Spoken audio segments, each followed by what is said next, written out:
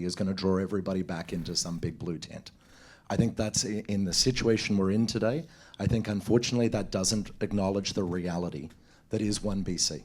And Vaughan, mentioned a couple of times when we've had a second party on the right of centre, we have lost elections, right? We lost elections in the 70s. We lost elections in the 90s. We lost elections in the 2010s. We lost the last election because we split the vote on the right. So we can ignore the fact 1BC is polling 10%.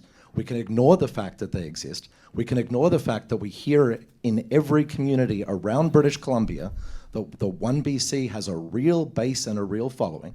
We can ignore that, or we can work with it and understand that a coalition on the right makes sense. And so I've come from a business background. Maybe I'm new to politics, but I seem to manage to work this out.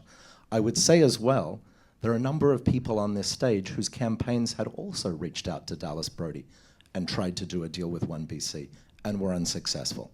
So let's be clear, Dallas Brody and 1BC will only do this deal with a Yuri Fulmer-led Conservative Party, and it will ensure that we defeat the NDP.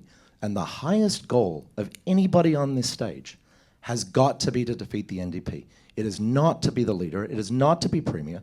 The highest goal is to defeat the NDP and restore sanity to British Columbia.